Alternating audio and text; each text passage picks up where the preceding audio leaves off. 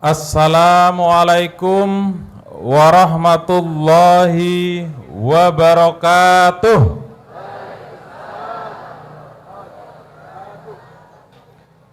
Alhamdulillahilladzi anzalal qur'ana bilisanin arabiyyin mubin. Asyhadu an la ilaha illallah wa asyhadu anna Muhammadan abduhu wa rasuluh. Amma ba'du. Pertama, saya mengucapkan terima kasih dari PCM Besuki atas undangan pengajian Ahad pagi pada kesempatan kali ini. Alhamdulillah bisa bertemu dengan Bapak Ibu keluarga besar Muhammadiyah, Aisyah, beserta semua ortom termasuk siswa-siswi dari pendidikan Muhammadiyah dan Aisyah yang ada di PCM Besuki, termasuk tadi di PCM Bandung, PCM Pakel, dan sekitarnya. Alhamdulillah pada kesempatan kali ini di Ahad pagi yang cerah di depan masjid, di teras masjid Baitur Rahman, pada pagi hari ini insya Allah ibu bapak dan adik-adik semua diberikan kesehatan selalu dan juga diberikan kelancaran rezeki, baik itu rezeki terutama rezeki kesehatan juga, termasuk kemudian rezeki yang dinikmati setiap hari. Amin ya robbal alamin. Ini susah ibu bapak kalau di tahun politik gitu ya, ngomong amin ya robbal alamin itu maknanya sudah berbeda. Tadi sudah disampaikan oleh Ketua PCM Pak Bambang. Jadi dalam kesempatan kali ini saya akan mencoba memberikan pengawasan tentang bagaimana perjalanan Muhammadiyah dan politik, bahkan itu tidak hanya akhir-akhir ini, perjalanan Muhammadiyah dan politik sejak Muhammadiyah itu berdiri. Tadi sudah dikenalkan bahwa sehari-hari saya ini dosen di Fakultas Ilmu Sosial dan Ilmu Politik, Pak Bu, di Universitas Muhammadiyah Yogyakarta. Terutama prodinya itu adalah program studi ilmu pemerintahan. Jadi sehari-hari memang saya ini dosen di FISIP atau Visipol UMY, dan di Muhammadiyah itu setelah Muktamar Solo 2022 diamanahkan oleh PP menjadi Ketua Lembaga Hikmah dan Kebijakan Publik.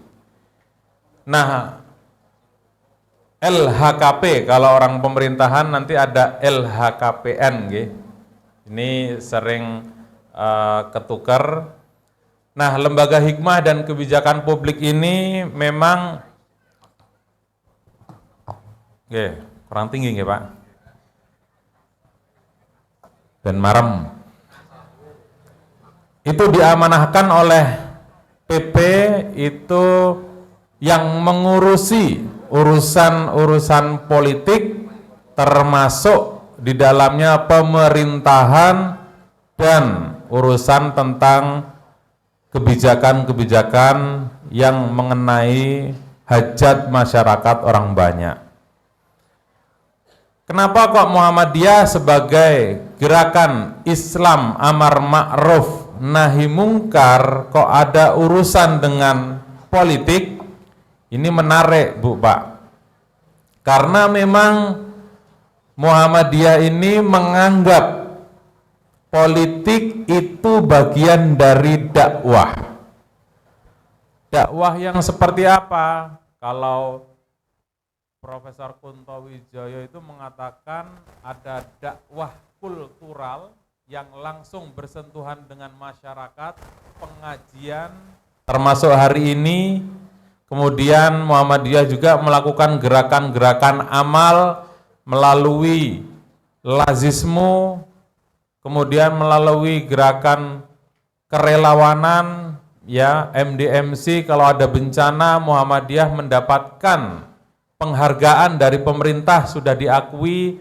Tetapi Muhammadiyah juga menganggap bahwa dakwah melalui jalur kekuasaan itu disebut sebagai dakwah struktural. Artinya Ibu Bapak, bahwa Muhammadiyah ini kan amal usahanya sangat banyak sekali. Tadi sudah disebutkan oleh Ketua PCM, kita mempunyai di sini di PCM Besuki punya SD, punya MBS yang warga Muhammadiyah harus meramaikan amal usaha kita.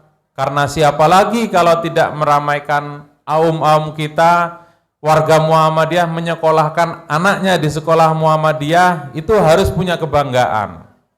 Termasuk anak-anak saya, walaupun yang paling besar masih SMP, termasuk yang kecil masih SD, itu kita sekolahkan di sekolah Muhammadiyah. Yang gede itu di Madrasah Mu'alimat, karena saya sendiri alumni Madrasah Mu'alimin Muhammadiyah Yogyakarta, istri saya juga alumni Madrasah Mu'alimat Muhammadiyah Yogyakarta, punya tanggung jawab besar menyekolahkan putrinya di sekolah-sekolah Muhammadiyah. Artinya bahwa kita punya amal usaha yang sangat banyak. Perguruan tinggi Muhammadiyah dan Aisyah kurang lebih 172, termasuk rumah sakit yang begitu banyak. Ini perlu didukung dengan kebijakan-kebijakan pemerintah yang harus mendukung program-program Muhammadiyah. Ibu bapak para jamaah pengajian, bahkan dunia internasional pun mengakui satu-satunya organisasi keagamaan di dunia ini yang mempunyai amal usaha sebesar Muhammadiyah itu hanya Muhammadiyah. Nah, sehingga besarnya perguruan tinggi Muhammadiyah ini, baik itu berupa universitas, akademi, sekolah tinggi, termasuk sekolah Muhammadiyah, termasuk TK Aba, rumah sakit, dan sekarang mulai berkembang gerakan-gerakan ekonomi. Ini harus didukung oleh kebijakan pemerintah yang dimana kader-kader kita ini harus kita tempatkan di jalur-jalur politik, termasuk di dalamnya menjadi anggota legislatif, menjadi anggota legislatif niku DPR RI sampai DPRD provinsi, kabupaten, kota, termasuk juga mendukung kader-kader kita yang maju di dalam eksekutif, mulai dari gubernur, bupati, bahkan sampai kepala-kepala desa. Nah, ini yang kemudian dakwah Muhammadiyah itu tidak hanya berhenti di tingkat masyarakat berupa pengajian, berupa kegiatan-kegiatan sosial, tetapi kita juga menganggap bahwa dakwah di jalur kekuasaan itu juga menjadi agenda persyarikatan Muhammadiyah. Ibu bapak yang saya hormati, Muhammadiyah bersinggungan dengan politik itu sebenarnya sudah dimulai sejak pendiri Muhammadiyah. Sinten Bu Pak, pendiri Muhammadiyah? Kiai Haji Ahmad Dahlan, yang menjadi salah satu nama universitas di Jogja.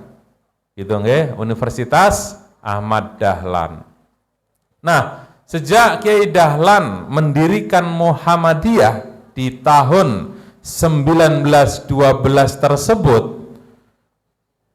itu sudah ada permintaan, ini menurut data sejarah Bu ya, bukan menurut Ridho Alhamdi, tetapi ini menurut data sejarah bahwa saat Kiai Ahmad Dahlan membentuk ADART atau dulu namanya Statuta, Pak Bu, itu Hos Cokro Aminoto, ya, seorang tokoh besar dari Surabaya, pernah jadi mertuanya Soekarno, karena istri pertamanya Soekarno kan Siti Utari, anaknya Cokro Aminoto. Itu Cokro Aminoto mengusulkan kepada Kiai Dahlan untuk Muhammadiyah menjadi gerakan politik pada saat itu. Ini mungkin banyak warga Muhammadiyah gitu ya, ataupun simpatisan Muhammadiyah, termasuk tadi disebutkan sebagian dari warga Nahdliyin pasti belum pada tahu.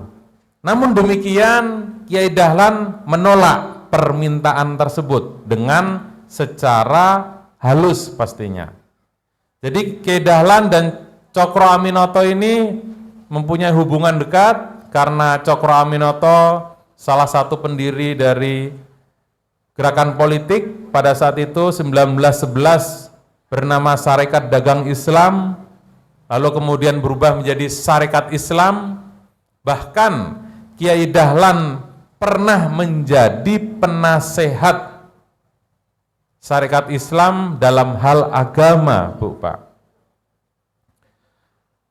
Sehingga kader-kader Muhammadiyah di awal Muhammadiyah berdiri itu mempunyai hubungan dekat secara kultural dengan gerakan politik pada saat itu Sarekat Islam. Nah, sehingga ketika Sarekat Islam itu mau mengadakan kegiatan di cabang, di kecamatan di luar Jogja pada saat itu, pasti yang diutus oleh Cokro Aminoto itu adalah Kiai Dahlan. Kiai Dahlan, di mana ketika itu, ketika acara Sarekat Islam, disitulah kemudian PCM Muhammadiyah itu mulai berdiri. Jadi hubungan Muhammadiyah dan Sarekat Islam pada awal Muhammadiyah berdiri itu adalah hubungan seperti bulan madu. Sehingga ketika Muhammadiyah berdiri, Sarekat Islam itu turut membantu membesarkan Muhammadiyah. Sampai kemudian ketika Kiai Dahlan wafat pada tahun 1923, kemudian di internal Sarekat Islam terjadi gonjang-ganjing. Kemudian 1926 itu terjadi apa yang disebut disiplin organisasi. Sehingga warga Muhammadiyah, kader-kader Muhammadiyah yang aktif di Sarekat Islam pada saat itu, Bapak, itu kemudian mengundurkan diri dan kembali ke Persyarikatan Muhammadiyah. Sehingga kader-kader Muhammadiyah pada saat itu termasuk Haji Fahrudin, muridnya Kiai Dahlan, yang pada saat itu cukup menjadi kekuatan utama Sarekat Islam, mundur. Disitulah Haji Agus Salim cukup kaget ketika akhirnya Haji Agus Salim ini diplomat ulungnya Sarekat Islam. Ketika kemudian Haji Fahrudin mengundurkan diri dari Sarekat Islam dan tetap bergabung di Muhammadiyah. Bahkan dalam sejumlah kongres Muhammadiyah, kalau dulu di Muhammadiyah itu awal-awal berdiri, muktamarnya itu namanya bahasa Belanda vergadering, Bu Pak. Sekalian belajar bahasa Belanda. Vergadering itu pertemuan akbar tahunan. Jadi Bu Pak, sekaligus sekedar pengetahuan bahwa di tahun 1912 sampai 1941 dulu Muktamar Muhammadiyah itu 1 tahun sekali, Bu Pak. Namanya Vergadering, kemudian Kongres. 1 tahun sekali. Lalu kemudian pada tahun 1942 mohon maaf, mau Kongres di Purwokerto, mohon maaf 41 berarti Jepang keburu masuk ke tanah air sehingga muktamarnya nggak jadi. Sampai 1950 terjadi Jepang masuk, revolusi fisik, sehingga tidak ada muktamar pada saat itu. Sehingga sebutan Muktamar Muhammadiyah pertama itu pada tahun 1950. Nah, LHKP atau dulu awalnya namanya Majelis Hikmah. Majelis Hikmah ini berarti majelis yang penuh kebijaksanaan. Hikmah itu kan bijaksana. Gitu. Mungkin dalam politik itu memang harus bijaksana, tidak bisa hitam putih. Kalau majelis tarjih, majelis tablik, yang namanya khomer itu haram. Mau sedikit, setetes, atau segelas sama-sama haram. Gitu. Tapi kalau dalam politik itu memang harus penuh hikmah. Sehingga mungkin dinamakan majelis hikmah karena dalam politik itu harus penuh kebijaksanaan. Nah, kembali ke tadi bahwa Muktamar Muhammadiyah sejak 1950 itu 3 tahunan, Bu Pak. Jadi 1950 sampai 1978 itu Muktamar Muhammadiyahnya itu setiap 3 tahun sekali. Lalu kemudian 1978 sampai 1985 terjadi gonjang-ganjing asas tunggal, sehingga 78 sampai 85 berarti sekitar 7 tahun, Pak. 7 tahun Muhammadiyah menanti undang-undang keormasan yang kemudian menetapkan setiap organisasi sosial termasuk organisasi politik harus berasas Pancasila. Disitulah kemudian Muhammadiyah terjadi huru-hara, juga perdebatan antara apakah Muhammadiyah berasas Pancasila atau tetap berasas Islam. Sehingga Muktamar mundur 1985. Nah, sejak 1985 Muktamar Muhammadiyah itu 5 tahunan. Jadi Muktamar Muhammadiyah 5 tahunan itu baru saja, Bu Pak.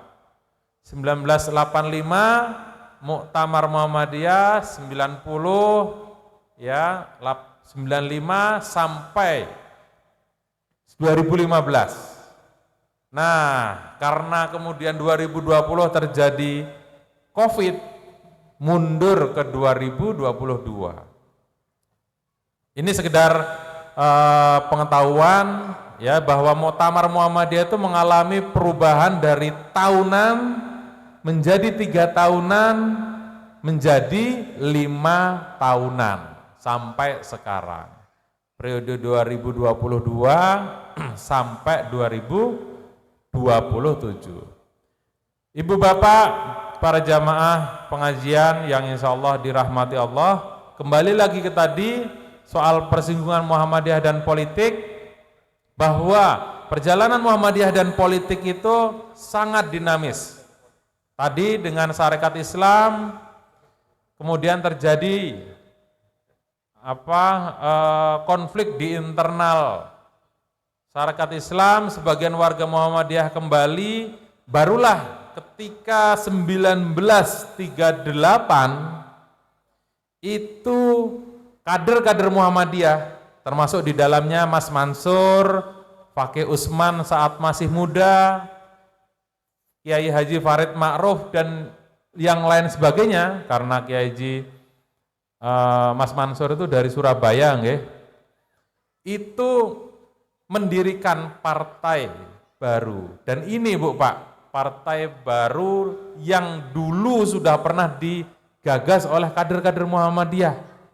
Namanya pada saat itu Partai Islam Indonesia, yang kebetulan disingkat PII.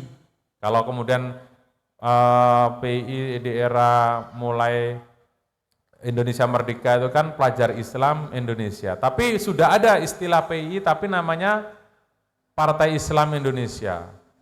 Nah, ini diisi oleh anak-anak muda ya pada saat itu yang tidak tertampung dalam syarikat Islam, tapi tidak berumur panjang karena Jepang pada saat 1941 masuk ke Indonesia, lalu kemudian muncullah Masyumi Jepang pada saat itu disebutnya ya, sehingga kader-kader Muhammadiyah termasuk Mas Mansur itu bergabung ke dalam Masyumi Jepang.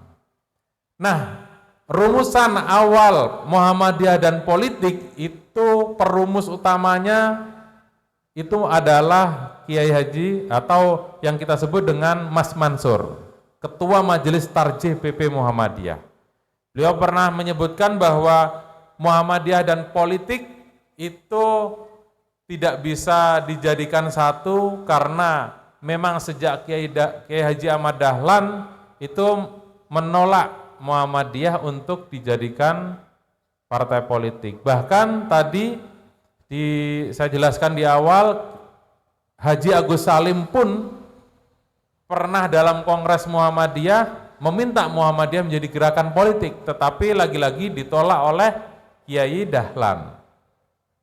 Termasuk kemudian di era Soekarno awal, Muhammadiyah itu menjadi anggota istimewa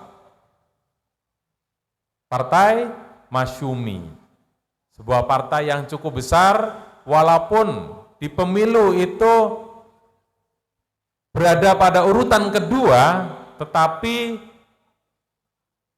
napa nggih, di setiap dapil dulu itu ada 15 dapil di seluruh Indonesia, karena provinsinya masih ada 15 atau 16 pada saat itu.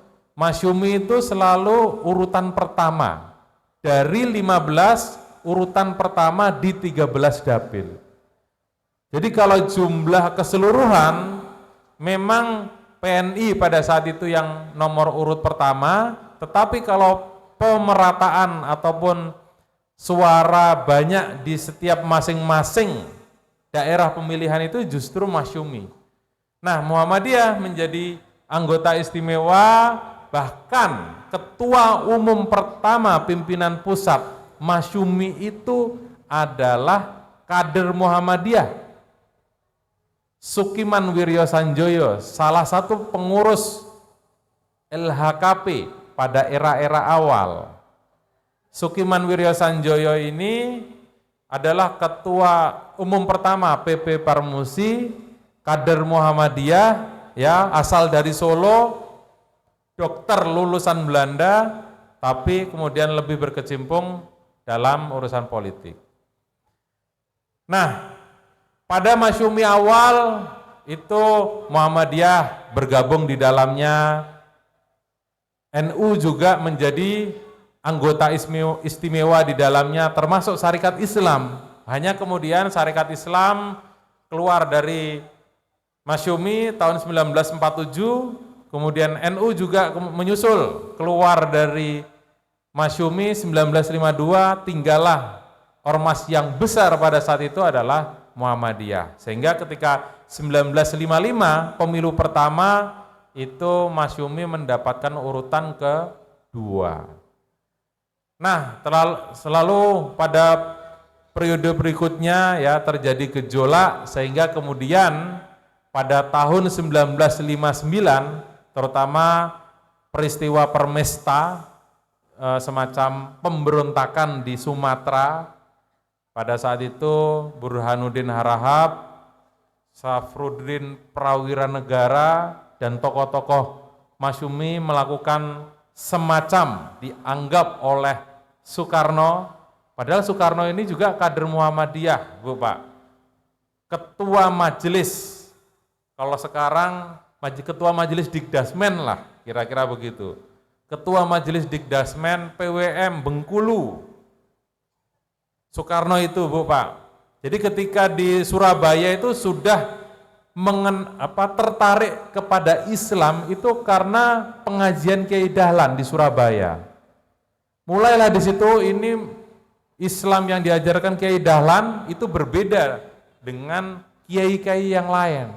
Padahal Soekarno ini seorang kiri, Marxis. Makanya kan Nasakom bentukannya Soekarno pada saat itu ya pengaruh kiri. Tetapi dia tertarik kepada Muhammadiyah sehingga ketika dibuang ke Bengkulu, dia menjadi guru Muhammadiyah, termasuk kemudian menjadi ketua Majelis Dikdasmen. Kemudian saat itu sudah punya istri, Inggit Garnasih, gitu nggih, janda, ibu kosnya di Bandung, janda, tapi tertarik Soekarno. Tapi akhirnya karena tidak diberikan keturunan, akhirnya tertarik dengan Fatmawati, maaf kok si Fatmawati, sehingga kemudian Fatmawati ini adalah putrinya Ketua Muhammadiyah Konsul Bengkulu, atau kira-kira Ketua PWM Bengkulu, kira-kira begitu. Sehingga kemudian menikah, yang kemudian menjadi ibu negara.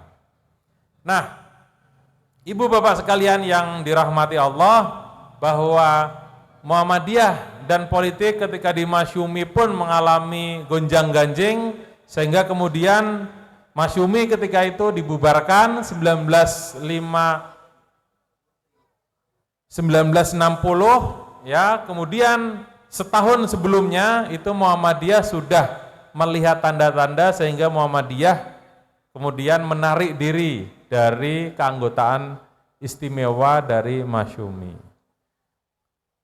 Nah, dari sinilah kemudian Muhammadiyah mengalami fase keterpurukan, bahkan ketika itu ya mulai pengaruh dari PKI terhadap pemerintahan Soekarno, karena kemudian Soekarno menganggap dirinya adalah pemimpin tunggal, demokrasi terpimpin. Sehingga kemudian Muhammadiyah ini hampir saja dihasut oleh kelompok-kelompok kiri pada saat itu untuk dibubarkan, Bu, Pak. Sehingga Ketua PP Muhammadiyah Pak Yunus Anis, kemudian dilanjutkan oleh Pak Kiai Haji Ahmad Badawi, membuat sebuah strategi bagaimana mendekati Soekarno, yang kemudian pada saat Muktamar 1962, setengah abad ya, Muktamar Muhammadiyah setengah abad di Jakarta, kemudian Soekarno membuat pidato yang kemudian berjudul Makin Lama Makin Cinta, yang itu kemudian menjadi lampu hijau bagi Muhammadiyah untuk kembali aktif dan gerakan dakwahnya menjadi semerbak atau menjadi ramai di berbagai daerah-daerah di seluruh Indonesia. Mulailah pada saat itu kader-kader Muhammadiyah mengisi pos-pos di pemerintahan, bahkan pada tahun 1965, sesaat setelah peristiwa Gestapo, itu Muhammadiyah menjadi berfungsi sebagai Ormaspol, organisasi kemasyarakatan, dan juga kemudian menjadi organisasi politik. Muhammadiyah kader-kadernya mengisi ruang politik di parlemen, di pemerintahan, termasuk di daerah-daerah di seluruh Indonesia. Itulah yang kemudian mengilhami Muhammadiyah membidani ataupun mencetuskan nama partai baru yang menjadi kelanjutan dari Masyumi. Ada yang kenal, Bu, Pak, partai apa itu? Partai Muslimin Indonesia, atau disebut Parmusi, yang kemudian pada pemilu 1971 ya, ketua umum dan sekretaris umum Parmusi itu adalah Pak Djarnawi Hadikusumo. Kenal nggih Pak Djarnawi? Pencipta Sang Surya. Lagu Sang Surya itu adalah Pak Djarnawi Hadikusumo. Itu adalah putranya Ki Bagus Hadikusumo. Djarnawi Hadikusumo itu adalah ayah kandungnya Rektor UMY yang sekarang, Pak Gunawan Budianto. Pak Djarnawi, Ketua Umum PP Parmusi, sekjennya itu adalah Pak Lukman Harun. Dua orang ini adalah kader Muhammadiyah yang memimpin partai pada saat itu, ya, yang kemudian pada pemilu juga menghasilkan suara yang sangat luar biasa. Namun demikian, karena gonjang-ganjing di internal Persyarikatan Muhammadiyah, Muktamar Ujung Pandang ya 1971 itu kemudian membuat rumusan yang bunyinya, walaupun sebelumnya pada Tanwir Ponorogo 1969 itu sudah ada rumusan, tetapi disempurnakan dalam rumusan Khitah Ujung Pandang 1971 bahwa Muhammadiyah tidak mempunyai hubungan organisatoris dengan dan tidak merupakan afiliasi dari sesuatu partai politik dan organisasi apapun, Bu, Pak. Ini kenapa? Karena Muhammadiyah dengan Parmusi ini memang terlalu dalam. Ini saya sedang menyelesaikan naskah buku tentang Parmusi. Ya, dari data-data yang saya temukan, Muhammadiyah terlalu mendalam dengan pendirian dan perkembangan Parmusi sampai terjadi konflik yang melelahkan. Sehingga ketika Muktamar Ujung Pandang merumuskan itu tadi, Muhammadiyah tidak terafiliasi dengan partai politik manapun. Karena dari segi usia, Muhammadiyah sudah lebih tua, Bu. Sejak 1912. Sedangkan partai politik itu jauh lebih muda. Kalau seandainya partai politik paling tua disebut Golkar atau partai-partai yang era di Orde Baru, kan itu baru-baru era di Orde Baru Soeharto. Sedangkan Muhammadiyah sejak sebelum Indonesia merdeka. Inilah yang kemudian Muhammadiyah secara resmi tidak terafiliasi dengan partai politik manapun. Termasuk kemudian pada Muktamar di Surabaya 1978, ada khitah yang juga menegaskan bahwa Muhammadiyah adalah independen dengan pengertian tidak merupakan bagian, tidak mempunyai hubungan organisasi, tidak merupakan afiliasi, dan tidak mempunyai ikatan kelembagaan dengan organisasi lain. Muhammadiyah memiliki otoritas otonom berwenang mengatur diri sendiri, rumah tangga, dan kaedah organisasinya. Sehingga kalau seandainya mungkin sekarang kita menjelang Pilpres, wah Muhammadiyah kemana ya? Muhammadiyah secara resmi, secara organisasi itu dalam hal Pilpres, karena sikap Muhammadiyah independen, sikap independen ini kemudian dimaknai dalam hal Pilpres itu, independen kita itu netral, Bu Pak. Tidak mendukung capres, cawapres tertentu. Tapi dalam hal seandainya pencalonan DPD, kebetulan Jawa Timur yang 2024 nggak ada, nggih. Karena ketika ketemu dengan PWM, mungkin almarhum Pak Najib Burhani itu menjadi cerita yang sangat pilu, nggih, karena meninggal, wafat setelah pencalonan, sehingga ketika Wakil Ketua PWM Pak Muhammad Abduh mau ditawarkan, sepertinya beliaunya nggak bersedia, gitu ya, karena nanti khawatir seperti dua calon DPD Muhammadiyah sebelumnya. Tapi di provinsi yang lain Muhammadiyah itu punya calon DPD, termasuk di DIY yang konsisten sejak 2004 terpilih terus. Ya, nah sehingga sikap independen Muhammadiyah kalau dalam Pilpres itu netral, non partisan, tidak menyatakan secara resmi mendukung capres cawapres tertentu, tapi dalam hal DPD sikap independen Muhammadiyah itu mempunyai kader yang diusulkan untuk maju sebagai calon DPD, Bapak. Jadi Muhammadiyah, rumusan Muhammadiyah dengan politik itu bukan netral, rumusan besarnya. Jadi Muhammadiyah dan politik itu independen itu mandiri, masak sendiri, mandi sendiri, nggak pernah terpengaruh oleh konglomerat, karena Muhammadiyah yang besar ini konglomerat yang besar kekayaan Muhammadiyah.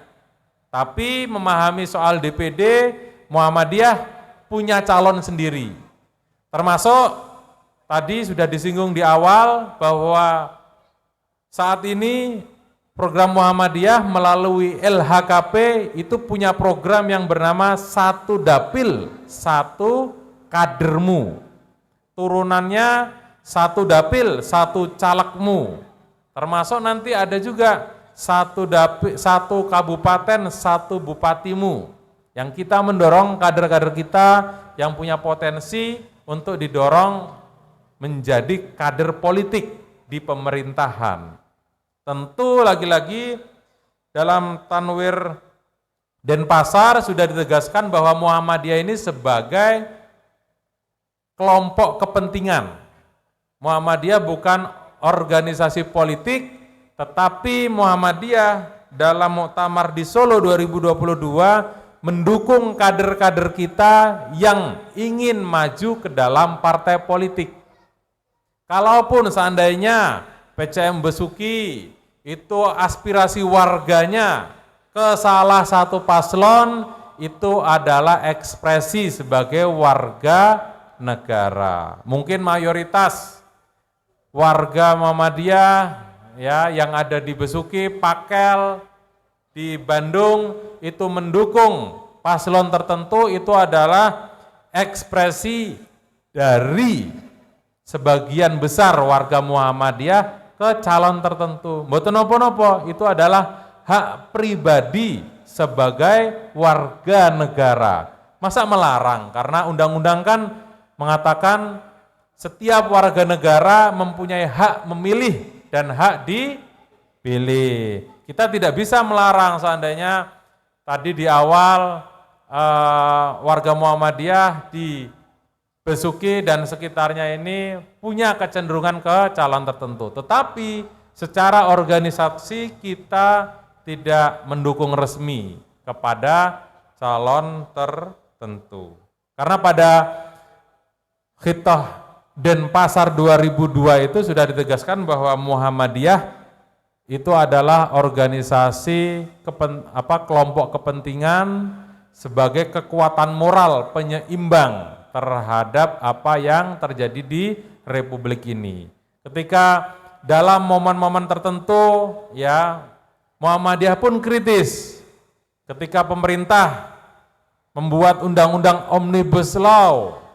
Muhammadiyah pun cukup kritis kepada pemerintah, mengkritik bagian-bagian yang mungkin kita anggap itu merugikan, tetapi ya namanya juga perjuangan itu kita belum mendapatkan keberhasilan, tetapi kita selalu memberikan kritik kepada pemerintah dalam banyak kesempatan. Ibu bapak yang insya Allah dirahmati Allah, itulah kira-kira bagaimana Muhammadiyah dengan politik praktis mensikapi. Lagi-lagi memang dalam politik praktis itu tidak mudah, karena melihat politik itu tidak harus hitam putih, seperti tarjih mengeluarkan fatwa haram untuk khomer, haram berzina, itu jelas. Tapi kalau dalam politik, seandainya politik itu haram, itu sulit Bu Pak. Hanya akhir-akhir ini Majelis Tarjih berdasarkan permintaan LHKP, kami meminta kepada Majelis Tarjih PP mohon mengeluarkan fatwa terhadap politik uang. Kemudian dengan pertimbangan yang panjang, ya melihat madharatnya politik uang yang sekarang beredar di masyarakat karena sekarang masa kampanye, kemudian Majelis Tarjih mengeluarkan fatwa politik uang itu haram karena melihat dampak dari politik uangnya, Bu Pak. Orang disebut haram saja masih berkeliaran, termasuk rokok oleh Majelis Tarjih aja di fatwa haram, mungkin bahas fatwa haramnya sambil ngerokok, kan gitu kira-kira, luar biasa sekali. Artinya bahwa termasuk politik uang, Muhammadiyah melalui Majelis Tarjih mengeluarkan fatwa bahwa nanti saya share ke PCM fatwa tarjih yang dikeluarkan baru-baru saja menjelang akhir tahun bahwa politik uang itu haram, itu pun masih. Tapi menarik ketika Prof. Zainuddin Maliki, ya kader Muhammadiyah yang sekarang anggota DPR RI maju kembali di Jatim 10 Dapil Gresik Lamongan, dia mengatakan setuju Mas. Karena kebetulan Prof. Zainuddin ini anggota LHKPPP juga gitu ya. Itu mengatakan saya sangat mendukung sekali Mas kalau seandainya Majelis Tarjih memfatwakan politik uang itu adalah haram. Awalnya saya berpikir ini berdampak enggak ya kepada kader-kader kita yang maju dalam pileg, dalam pilkada. Tapi kemudian saya berpikir, lah kader-kader kita ini memang modalnya seberapa banyak? Kalau di Jatim 1 itu ada pengusaha yang kaya tidak berseri namanya Tom Liwafa, Pak, siapa yang namanya? Itu kader Muhammadiyah yang mau maju menjadi caleg pasti kalah, Bu, Pak. Kader kita kekuatannya ya dari para jamaah, dari langit kekuatannya. Kalau pengusaha-pengusaha yang nggak berseri itu kerjaannya motong duit, Pak. Kalau kita nyari duit. Sehingga menurut saya, Bu, Pak, fatwa Majelis Tarjih ini justru mendukung kader-kader kita yang tersebar di banyak partai politik, ya. Tentu kita tidak bisa menghindari bahwa mayoritas kader kita masih berada, terutama kalau menurut hasil surveinya UM Surabaya ketika tanggal 4 Januari saya menjadi salah satu narasumber dalam hasil rilis surveinya, ya respon masyarakat warga Muhammadiyah terhadap kinerja Khofifah Emil, itu saya menyampaikan pandangan hasil surveinya menunjukkan bahwa mayoritas kader-kader Muhammadiyah itu masih didominasi di partai besutannya Amin Rais, PAN. Lalu kemudian ada di Partai Umat yang juga besutannya beliau. Terus ada di Gerindra, PKS, dan yang lain sebagainya termasuk di PDIP dan seterusnya. Artinya bahwa kader Muhammadiyah ini tersebar di semua partai politik, Bu, Pak. Sehingga kita perlu mendukung kader-kader kita yang maju ke partai yang maju sebagai caleg, yang maju menjadi calon anggota legislatif, untuk benar-benar kita dukung mereka. Karena begini, Bu, Pak, warga Muhammadiyah ini kan luar biasa ya. Warga Muhammadiyah ini kan puritan. Puritan itu kan murni, ya.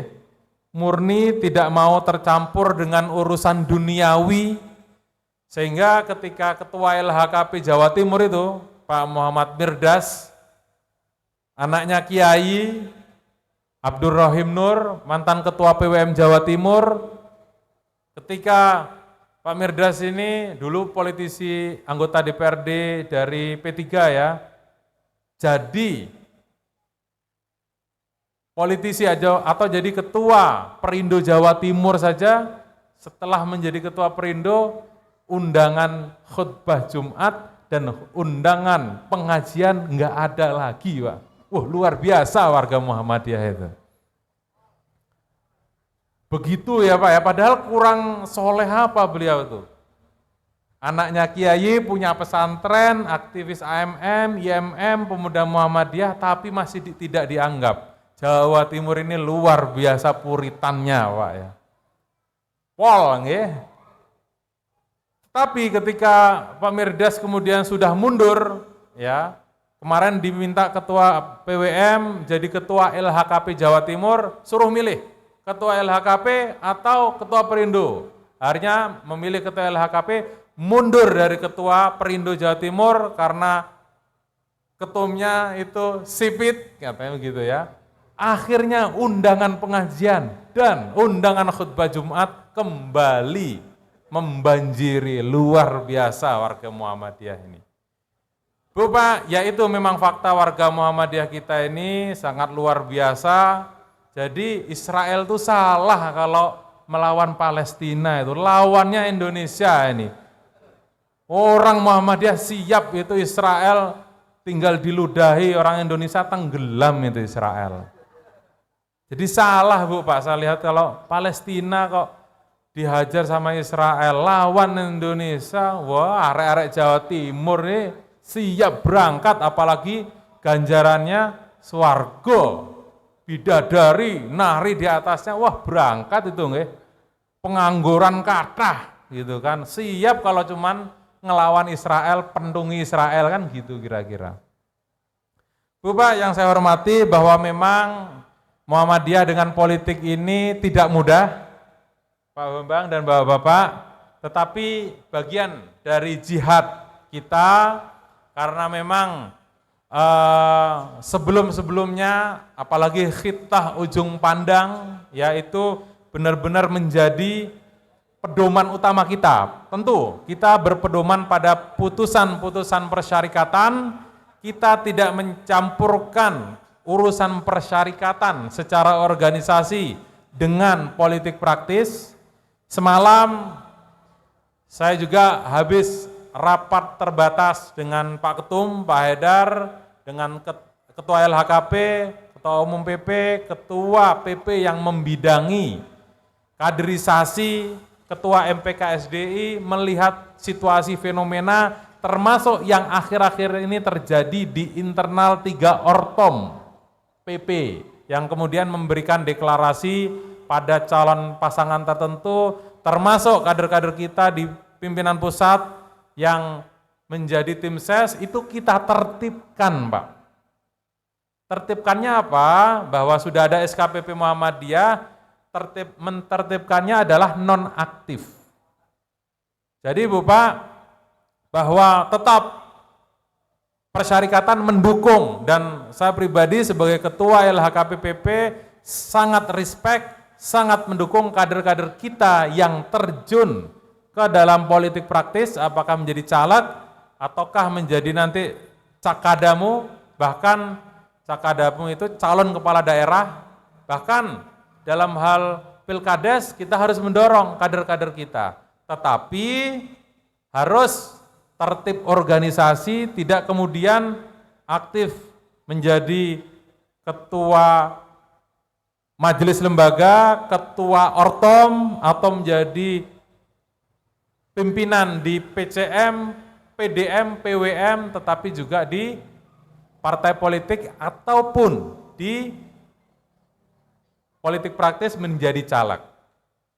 Biar bagi-bagi tugas dan juga concern dalam memenangkan. Ini yang warga Muhammadiyah, kader Muhammadiyah kadang kalau kalah yuk balik. Terus kemudian 5 tahunan maju lagi Pak ya. Bahwa menjadi caleg itu enggak mudah Pak Bu. Harus konsisten, istiqomah, yaitu harus dipersiapkan seperti investasi. Jangan baru setahun menjelang pileg, menjelang pemilu baru nyalek. Habis itu kemudian kalah, balik lagi ke Muhammadiyah.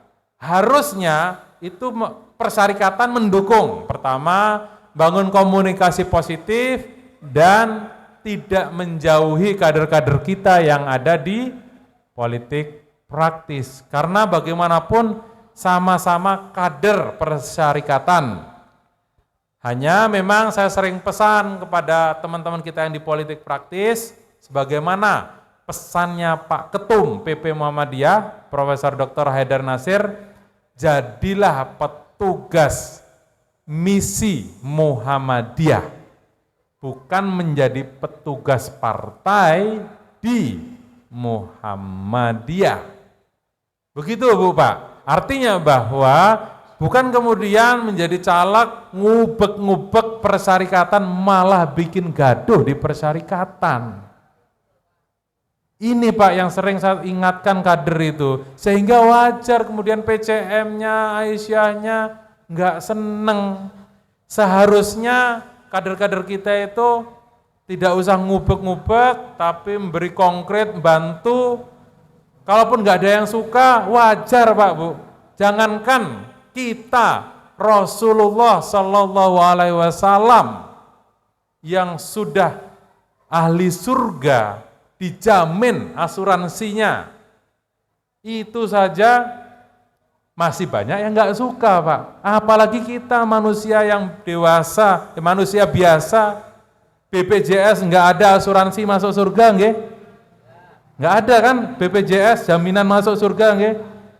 Nabi Muhammad asuransinya langsung Gusti Allah masuk surga, itu pun masih banyak yang nggak suka, apalagi kita, Bu Pak. Jadi teman-teman yang di kader politik itu nggak usah khawatir, justru itu dijadikan tantangan, direspon baik. Insya Allah warga Muhammadiyah itu orangnya baik-baik. Biasa pertama itu curiga. Kalau kata filosof Muslim Al-Ghazali, keraguan itu adalah awal tanda keyakinan. Jadi sebenarnya ketika orang itu ragu-ragu, ini kader Muhammadiyah atau enggak, sebenarnya dia sedang perlahan-lahan meyakini, ini kader kita.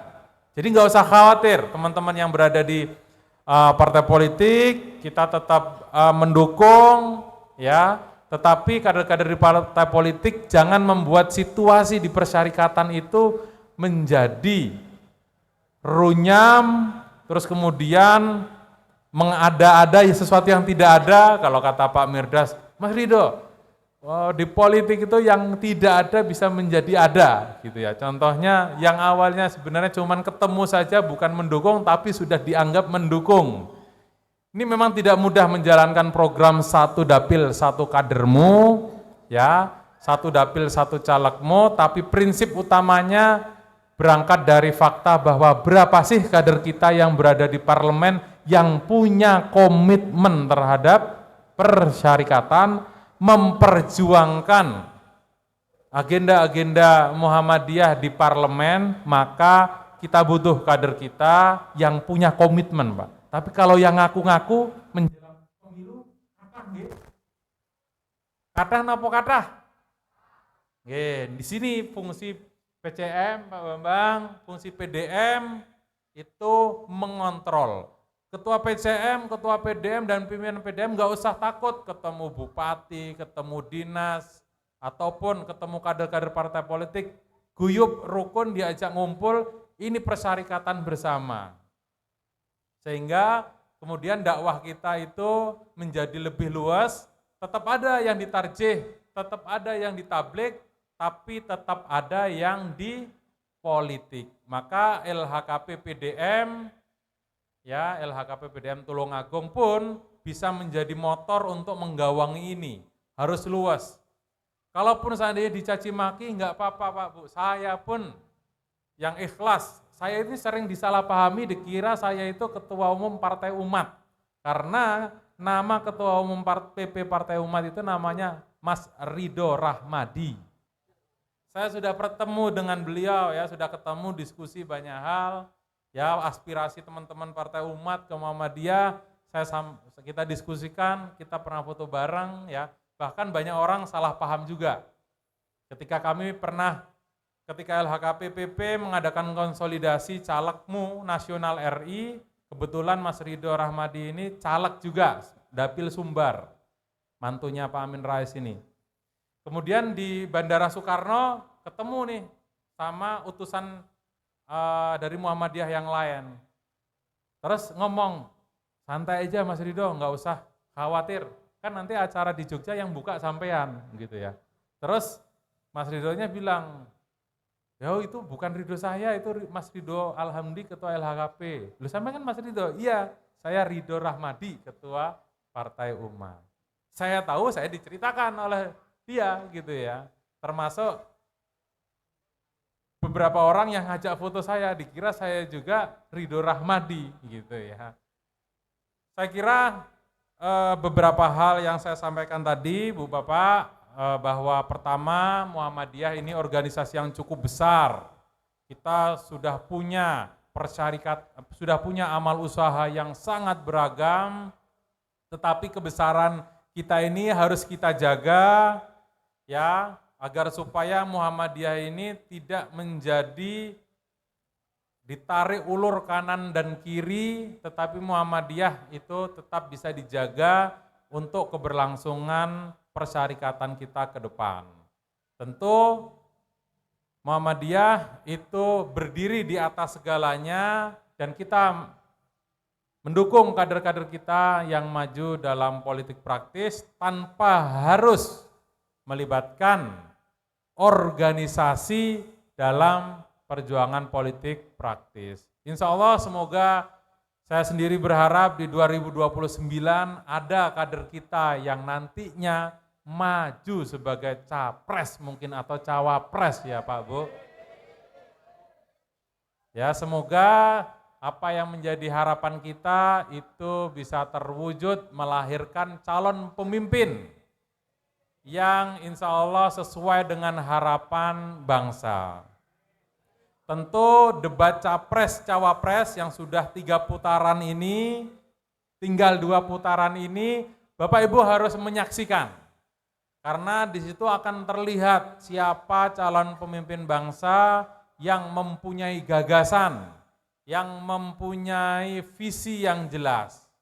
Tentu gagasan-gagasan dan visi yang jelas tersebut harus dilandasi pada moral, dilandasi pada akhlak yang baik, karena menjadi seorang pemimpin itu harus mempunyai akhlak, mempunyai etika, mempunyai perilaku yang bisa dicontoh oleh rakyatnya. Karena kalau falsafah Yunani mengatakan ikan itu busuk dari kepalanya. Maka dalam kasus terakhir ya Mahkamah Konstitusi ini merupakan sejarah yang buruk yang terjadi di Republik kita ini, dan warga Muhammadiyah harus bisa menentukan pilihannya yang memberikan visi Indonesia menjadi lebih baik ke depannya. Tentu hal itu harus dimulai dari kader-kader kita yang sejak muda, kader-kader kita yang sejak kecil dididik dari sekolah-sekolah Muhammadiyah. Ya, MBS sudah berdiri, maka warga Muhammadiyah selayaknya ya, seyogyanya, sebesukinya, kan kira-kira gitu nggih. Bahasa Indonesianya kan seyogyanya ya. Tapi sebesukinya itu menyekolahkan ke sekolah Muhammadiyah. Karena disitulah pendidikan budi pekerti, pendidikan akhlak itu kita didik sehingga Muhammadiyah melahirkan calon pemimpin-pemimpin besar. Karena apa? Tokoh-tokoh Muhammadiyah itu pernah menjadi pemimpin besar di Indonesia. Dari Soekarno itu adalah kader Muhammadiyah. Ya, Soeharto pun juga mengaku dirinya bibit Muhammadiyah karena SMP-nya, SMP Muhammadiyah Pleret di Jogja. Ya, dan seterusnya. Bahkan Gus Dur pun mengakui saya jadi presiden pun modal dengkul, itu pun dengkulnya Amin Rais. Ya, luar biasa. Saya kira itu saja, semoga pengajian ini memberikan manfaat kepada Ibu Bapak untuk menjadi pemilih cerdas, bukan menjadi pemilih emosional, memilih karena mesake, Bu Pak, memilih karena wah kayak presidennya lucu, presidennya gemoy, mboten niku, tetapi memilih karena bangsa yang besar membutuhkan pemimpin yang mempunyai gagasan yang besar, 280 juta jiwa, 17.000 pulau di dalamnya harus dipimpin oleh pemimpin yang mempunyai visi dan agenda yang besar untuk mewujudkan Indonesia yang berdaulat dan mandiri. Amin ya robbal alamin. Ngapunten, mohon maaf jika ada yang kurang berkenan baik dalam perkataan maupun ucapan. Demikian, nasrum minallah wa fathun qarib wa basyiril mu'minin. Wassalamualaikum warahmatullahi wabarakatuh.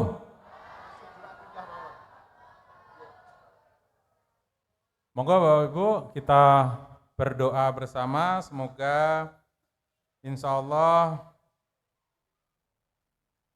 pada pemilu 2024 tahun ini itu menjadi tahun pemilu yang berbaik, menjadi tahun pemilu yang bermanfaat dan juga melahirkan calon pemimpin di Indonesia yang sesuai dengan harapan masyarakat, sesuai dengan harapan kita bersama dari kurang lebih pemilih 204 juta pemilih tetap yang tersebar di seluruh penjuru tanah air dan juga luar negeri. Bu Pak, mari kita berdoa bersama, semoga apa yang menjadi keinginan kita pada hajat yang insya Allah kurang lebih 1 bulan ke depan. Tanggal 10 Januari itu masa akhir kampanye, kemudian 10 Februari maksudnya, kemudian tanggal 11 sampai tanggal 13, saya sambil lihat jadwal ini, Bapak, itu menjadi masa tenang, dan 14 Februari itu menjadi masa pencoblosan 5 surat suara, yaitu untuk Capres-Cawapres, kemudian caleg DPR RI, DPD, DPRD Provinsi, dan DPRD Kabupaten Kota. Saya kira semoga Ibu Bapak memiliki pilihan yang tepat dan harus datang ke TPS. Ya, semoga apa yang menjadi pilihan Ibu Bapak bisa menjadi penentu siapa calon pemimpin kita yang akan datang. A'udzubillahi minasyaitonirrajim. Bismillahirrahmanirrahim. Allahumma ighfir lil muslimina wal muslimat wal mu'minina wal mu'minat al ahya'i minhum wal amwat fayaqadiyal hajat. Ya Allah, semoga pada tahun ini Indonesia yang akan mengadakan pemilu pada tanggal 14 Februari 2024 mampu melahirkan pemimpin yang peduli dan cinta kepada umatnya, yang cinta kepada rakyat Indonesia, yang membawa tanah air kita menjadi tanah air yang sejahtera, yang memberikan kesejahteraan kepada rakyatnya, kepada masyarakatnya, kepada generasi ke depan sehingga menjadi republik yang bisa diakui oleh dunia internasional. Rabbana atina fid dunya hasanah wa fil akhirati hasanah wa qina adzabannar. Amin ya rabbal alamin. Wassalamualaikum warahmatullahi wabarakatuh.